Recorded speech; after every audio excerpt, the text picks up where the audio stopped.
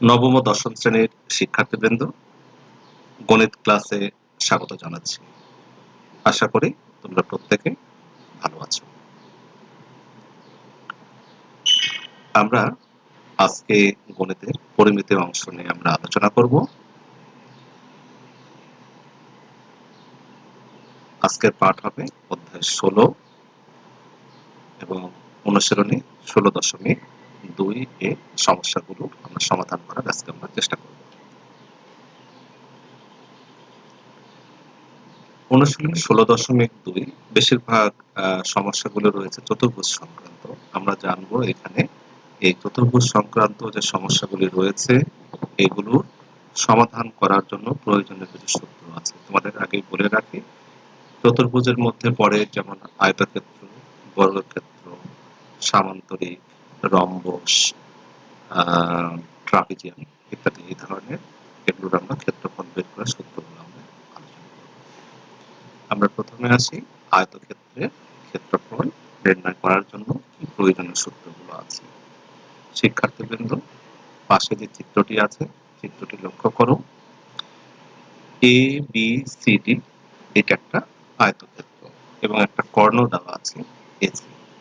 আমরা একটু ধরে নিতে পারি যে এই আয়তক্ষেত্রের দৈর্ঘ্য এবি এটা সমান এ, প্রস্থ বিসি এটা সমান আমরা ধরে নিয়েছি বি, এবং কর্ণ এসি সমান আমরা ডি ধরে নিয়েছি। আমরা জানি আয়তক্ষেত্রের কর্ণ আয়তক্ষেত্রটিকে দুটি সমান ত্রিভুজ ক্ষেত্রে বিভক্ত করে।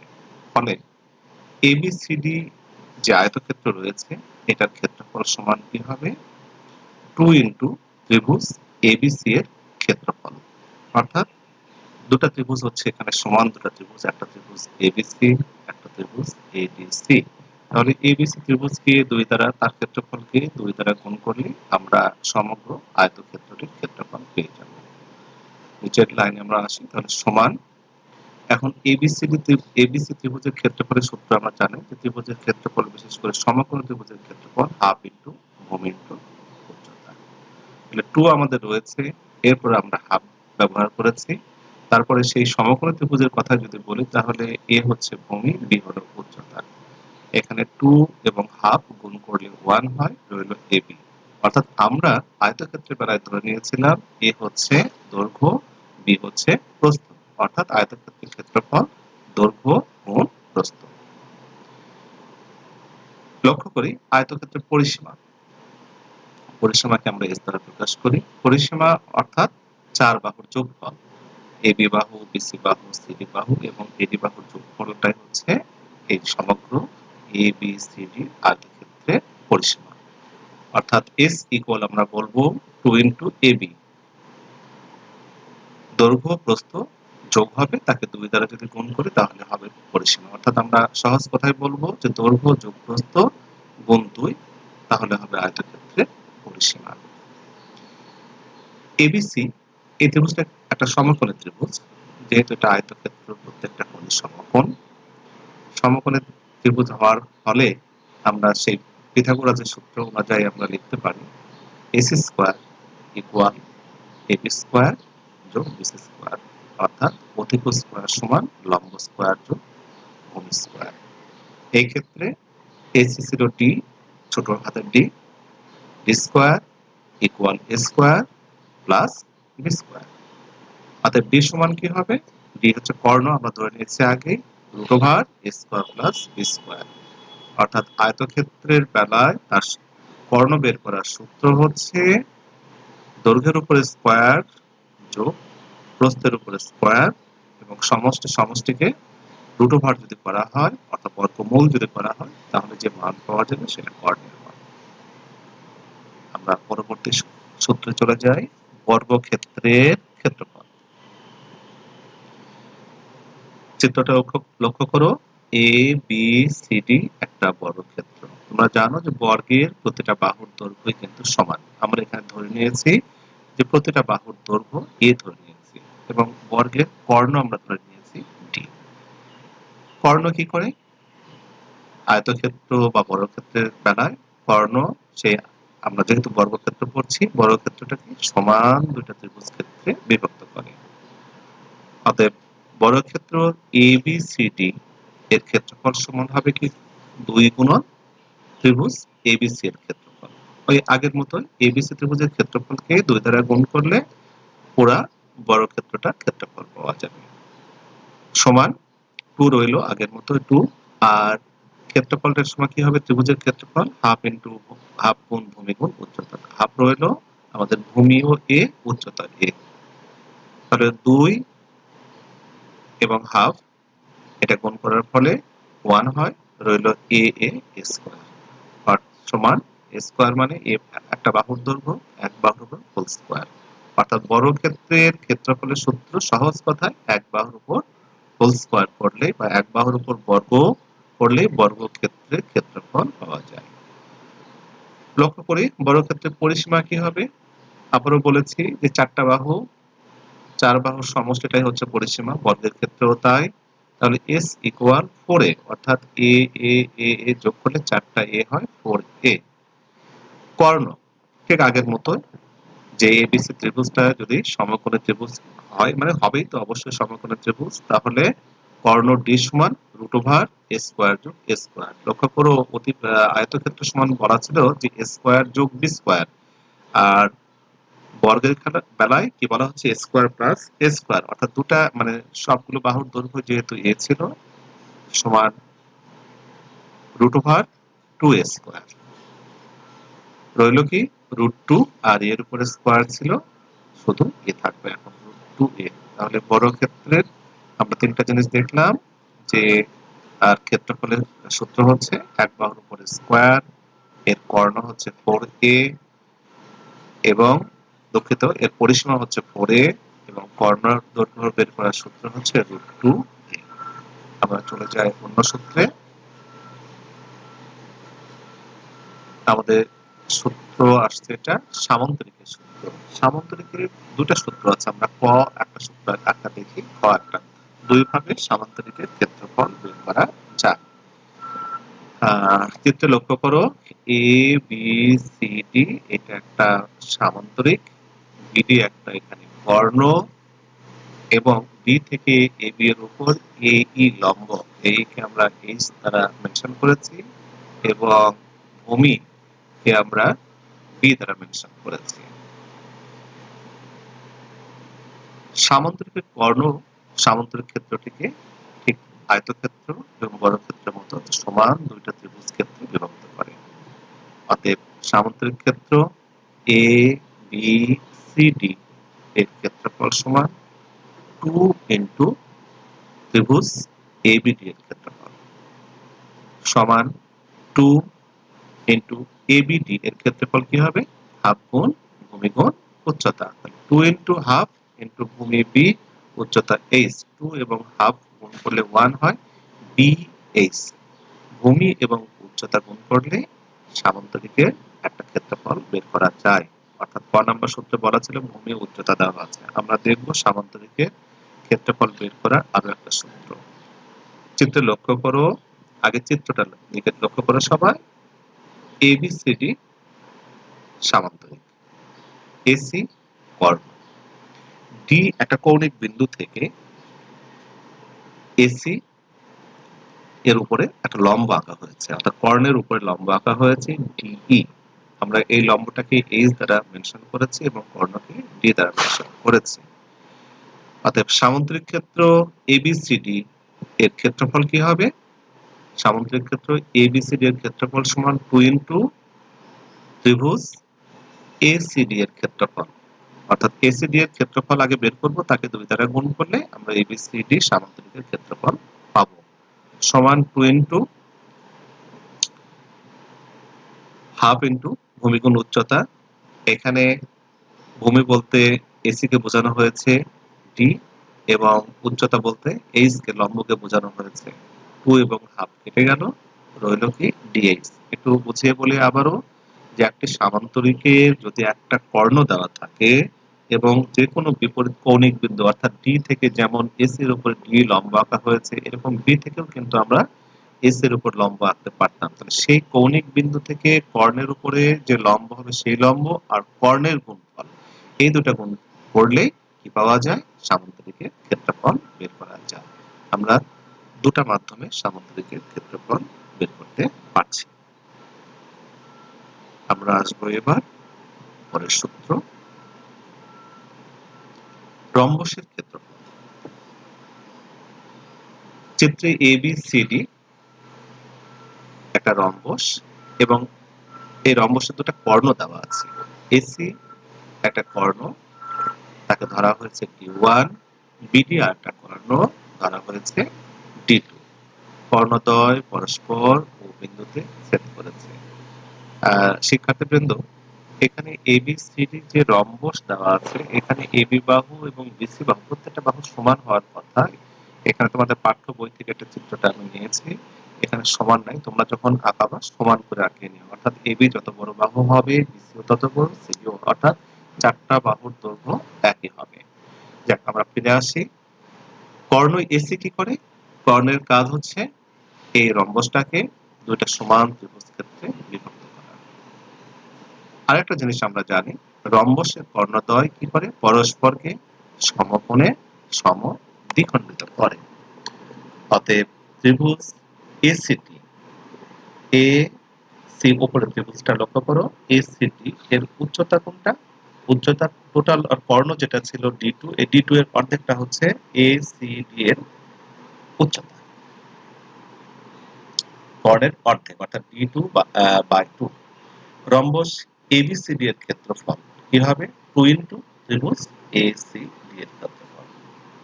2 রইল ইন্টু ACD এর ক্ষেত্রফল কি হবে? হাফ গুণ ভূমি গুণ উচ্চতা, অর্থাৎ হাফ। ভূমি কিন্তু এই ক্ষেত্রে D1 এবং উচ্চতা হচ্ছে D2 বাই 2। প্রথম 2 এবং হাফ গুণ করার ফলে 1 হয়, রইল D1 D2 নিচে 2, অর্থাৎ হাফ ইন্টু D1 D2। তাহলে আমরা সহজ কথায় এভাবে বলতে পারি, রম্বসের ক্ষেত্রফল বের করার সূত্র হাফ ইন্টু কর্ণদ্বয়ের গুণফল, অর্থাৎ হাফ ইন্টু D1 D2। এরপর আমরা দেখব ট্রাপিজিয়ামের ক্ষেত্রফল। চিত্র লক্ষ্য করো, ABCD এটা একটা ট্রাপিজিয়াম দেওয়া আছে। ট্রাপিজিয়ামের সমান্তরাল দুইটি বাহু এবং এদের মধ্যে লম্ব দূরত্ব দেওয়া আছে। লম্ব দূরত্ব অর্থাৎ উচ্চতা দেওয়া আছে। মনে করি ABCD ট্রাপিজিয়ামের সমান্তরাল বাহুদ্বয়ের দৈর্ঘ্য যথাক্রমে, সমান্তরাল বাহু একটা বাহু AB বাহু, এই বড় হাতের AB ইকুয়াল আমরা ধরে নিলাম ছোট হাতের A, এবং আরেকটা সমান্তরাল বাহু দুটা DC, সেটা সমান B। এদের মধ্যবর্তী দূরত্ব দুইটা, আমরা এখানে ছবিতে দেখানো হচ্ছে দুইটা, একটা CEH আর একটা হচ্ছে AF। CE equal F equal H। কর্ণ AC, একটা কর্ণ এখানে দেখানো হচ্ছে, কর্ণ AC ট্রাপিজিয়াম ABCD ক্ষেত্রটিকে দুইটা ত্রিভুজে বিভক্ত করে। একটা নিচের অংশে ABC ত্রিভুজ এবং কর্ণের উপরের অংশ ADC, দুইটা ত্রিভুজে বিভক্ত করে। এই দুইটা ত্রিভুজের ক্ষেত্রফল যদি আমরা বের করে যদি যোগ করি, তাহলে সমগ্র ABCD ট্রাপিজিয়ামের ক্ষেত্রফল পাওয়া যাবে। তাহলে আমরা আসি, অতএব ABCD ট্রাপিজিয়ামের ক্ষেত্রফল ইকুয়াল ত্রিভুজ ABC এর ক্ষেত্রফল প্লাস ত্রিভুজ ADC এর ক্ষেত্রফল। এখন নিচের অংশটা আমরা বলি, যে নিচের অংশের ক্ষেত্রফল কি হবে? ত্রিভুজের ক্ষেত্রফল হাফ গুণ ভূমি গুণ উচ্চতা, হাফ গুণ ভূমি এখানে AB, উচ্চতা এখানে CE, প্লাস উপরের ত্রিভুজের ক্ষেত্রফল কি হবে? হাফ গুণ ভূমি গুণ উচ্চতা হাফ, ভূমি এখানে CD এবং উচ্চতা AF। আমরা মানগুলি বসিয়ে দিই, সমান দিয়ে হাফ, AB অর্থে A ধরা আছে ছোট হাতের A, আর CE ধরা হয়েছে H, তাহলে হাফ গুণ ভূমি গুণ উচ্চতা প্লাস পরের অংশটাতে হাফ গুণ ভূমি ধরা হয়েছে B, আর উচ্চতা হচ্ছে H আগে ধরে নিয়েছি, তাহলে BH।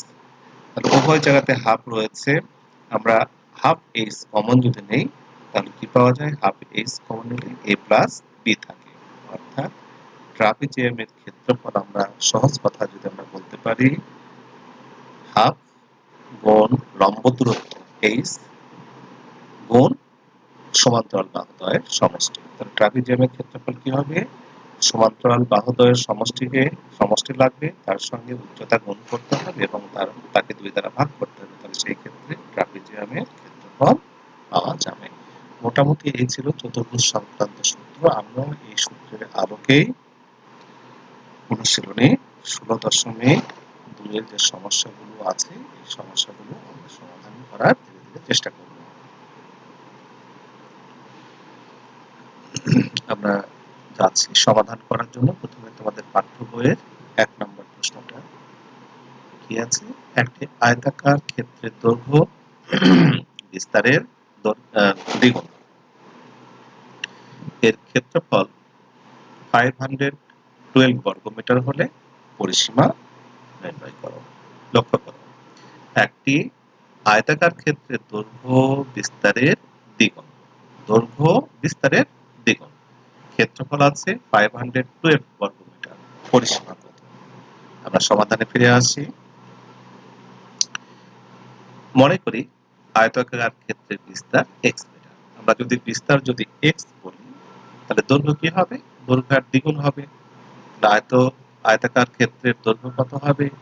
2x metre. আয়তাকার ক্ষেত্রে যদি আমরা ক্ষেত্রফলের কথা বলি তাহলে কি হবে? x আর 2x আমরা গুণ করব। x আর 2x গুণ করলে 2x স্কয়ার, এককটা হবে বর্গ মিটার। আমাদের ক্ষেত্রফল দেওয়া আছে 512। প্রশ্ন মতে 2x স্কয়ার ইকুয়াল 512। আমরা এখানে ক্যালকুলেশন করেছি বা x স্কয়ার ইকুয়াল 512 বাই 2, 512 কে 2 দ্বারা ভাগ করলে কত হচ্ছে? x স্কয়ার ইকুয়াল 256 বা x ইকুয়াল রুট ওভার 256, 256 কে বর্গমূল করলে x ইকুয়াল 16। তাহলে কি হলো আমাদের? আয়তক্ষেত্রের বিস্তার আমরা পেলাম 16 মিটার এবং আয়তক্ষেত্রের দৈর্ঘ্য পেলাম আমরা 16 ইন্টু 2 বা 2 ইন্টু 16 ইকুয়াল 32 মিটার। পরিসীমা আমাদের প্রশ্নে চাওয়া হয়েছে আয়তাকার ক্ষেত্রে পরিসীমা কত? আয়তক্ষেত্রের পরিসীমা নির্ণয় করতে বলা হয়েছে। তাহলে পরিসীমা আমরা সূত্র দেখেছি যে আয়তক্ষেত্রের পরিসীমা সমান 2 ইন্টু দৈর্ঘ্য যোগ প্রস্থ। তাহলে 2 ইন্টু দৈর্ঘ্য ছিল আমাদের 32, প্রস্থ ছিল 16।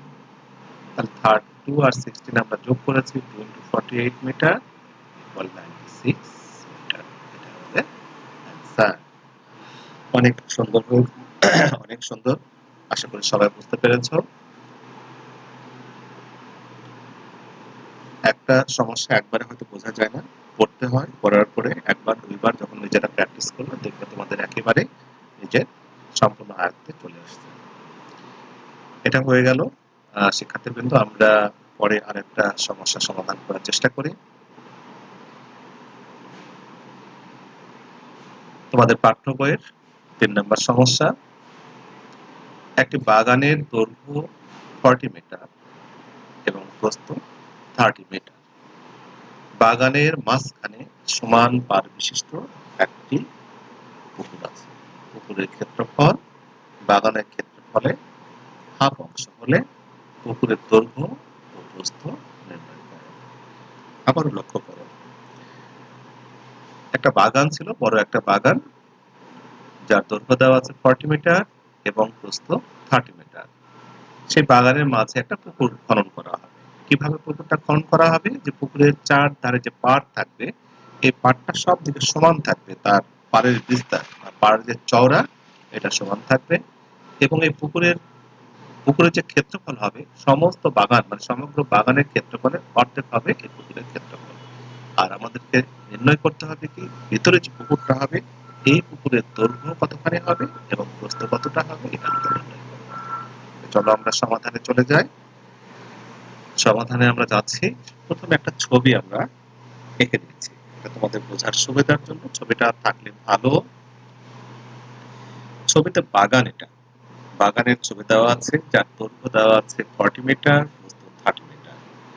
আর ভিতরে এক্স চিহ্ন অর্থাৎ এই ব্লু কালার যেটা দেওয়া আছে এটা পুকুরের পাড়ের বিস্তার, আমরা সেটাকে আমরা এক্স ধরে নেব। আমরা লিখি, আমরা দেওয়া আছে বাগানের দৈর্ঘ্য 40 মিটার, প্রস্থ 30 মিটার, অর্থাৎ বাগানের ক্ষেত্রফল কত হবে? 40 ইন্টু 30 বর্গমিটার গুণ করে দিলে 1200 বর্গমিটার। এটা বাগানের ক্ষেত্রফল। পুকুরের ক্ষেত্রফল কি হবে? প্রশ্ন বলা আছে পুকুরের ক্ষেত্রফল হবে বাগানের ক্ষেত্রফলের অর্ধেক। তাহলে বাগানের ক্ষেত্রফল 1200 ইন্টু হাফ 600 বর্গমিটার। ধরি পুকুরের পাড়ের বিস্তার, আমরা চিত্রের দিকে লক্ষ্য করো, চিত্রে আমরা বলে দিয়েছি যে পুকুরের পাড়ের বিস্তার আমরা x ধরে নিয়েছি। ধরি পুকুর পাড়ের বিস্তার x মিটার। তাহলে পুকুরের দৈর্ঘ্য কতটুকু হবে? বাগানের দৈর্ঘ্য কিন্তু 40 মিটার। 40 থেকে কি হবে? ডান পাশেও x মিটার বাদ যাবে এবং বাম দিক থেকেও পুকুরের চওড়া x মিটার বাদ যাবে। অর্থাৎ 40 থেকে x প্লাস x 2x বিয়োগ করব আমরা। মানে বাগানের দৈর্ঘ্য ছিল 40 মিটার, 40 মাইনাস 2x মিটার। ঠিক একইভাবে পুকুরের প্রস্থ কি হবে? 30 মাইনাস 2x মিটার। প্রশ্ন মতে এই যে পুকুরের দৈর্ঘ্য এবং পুকুরের প্রস্থ, এটা যদি আমরা গুণ করি তাহলে কি হবে? পুকুরের ক্ষেত্রফল হবে। তাহলে 40 minus 2x into 30 minus 2x equal, পুকুরের ক্ষেত্রফল আমরা আগে নির্ধারণ করে নিয়েছি আর বের করে নিয়েছি আমরা 600। এখন আমরা ক্যালকুলেশন করব। 40 minus 2x into 30 minus 2x, এটা আগে আমরা গুণ করে নিয়েছি। গুণ করলে 4x square minus 140x plus 1200 equal 600। এই 600 কে আমরা বাম দিকে নিয়ে আসবো, মাইনাস হয়ে যাবে, অর্থাৎ বিয়োগ করব। 1200 থেকে 600 বিয়োগ করব পরের লাইনে। 4x square minus 140x plus 600 equal 0। লক্ষ্য করো সবার মধ্যে থেকে আমরা 4 কমন নিতে পারি। 4 কমন নেওয়া হয়েছে, x square minus 35x plus 150 equal 0। আমরা 4 টাকে ডান পাশে নিলাম, অর্থাৎ 0 এর নিচে চলে যাচ্ছে, 0 হয়ে যায় x square minus 35x plus 150। আমরা এটাকে এখন মিডল টার্ম ব্রেক করব। মিডল টার্ম ব্রেক করলে x square minus 30x minus 5x plus 150 equal 0। Common নিব আমরা এখন প্রথম অংশ থেকে x কমন, নিলে x মাইনাস 30, শেষের অংশ থেকে 5 কমন, x মাইনাস 30, আবারও কমন হলো x minus 30 into x minus 5 equal 0। এখন আমরা লিখব যে হয় x মাইনাস 30 দুটা মান হবে, x এর দুটা মান, x equal x minus 30 equal 0, অর্থাৎ x ইকুয়াল 30। দেখো আমরা x ধরে নিয়েছিলাম, পুকুর পাড়ের বিস্তার ধরে নিয়েছি x মিটার, তাই x এর মানে বের হয়েছে 30। আমাদের কিন্তু 30 দেওয়া ছিল বাগানের বিস্তার বা বাগানের প্রস্থ। অতএব এটা গ্রহণযোগ্য হতে পারে না, কারণ বাগানের ভিতরে যখন পুকুর হবে সেই পুকুরের পাড়ই তো এত 30 মিটার হতে পারে না, 30 মিটার হতে পারে না। এটা আমাদের গ্রহণযোগ্য নয়, কেননা পাড়ের বিস্তার বাগানের প্রস্থের সমান হতে পারে না। অবশেষে কি রইল? x মাইনাস 5, অর্থাৎ অথবা x minus 5 equal 0, x equal 5। এই মানটা আমাদের কাছে গ্রহণযোগ্য। অতএব পুকুরের দৈর্ঘ্য কত হবে? আমরা ধরে নিয়েছি ওখানে আমাদের ছিল 40 মাইনাস 2x, মানটা বসিয়ে দিয়েছি আমরা। 40 মাইনাস 2 ইন্টু 5, 40 থেকে 10 মাইনাস করলে 30 মিটার থাকে। এটা পুকুরের দৈর্ঘ্য। ঠিক একইভাবে পুকুরের প্রস্থ 30 minus 2x, 30 minus 2 into 5, 30 minus 10, 20 metre. অতএব পুকুরের দৈর্ঘ্য 30 মিটার এবং প্রস্থ 20 মিটার। এটাই আমাদের অ্যান্সার। সমস্যাটা একটু বড় হলেও সহজ ছিল। আশা করি তোমরা বুঝতে পেরেছো।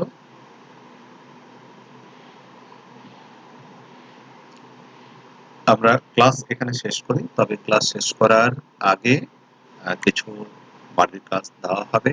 এই বাড়ির কাজগুলো তোমরা সময় নষ্ট না করে, বাড়িতে অবহেলা না করে এগুলো যত্নের সঙ্গে প্র্যাকটিস করবে এবং আশা করি চেষ্টা করলে তোমরা এটা পারবে।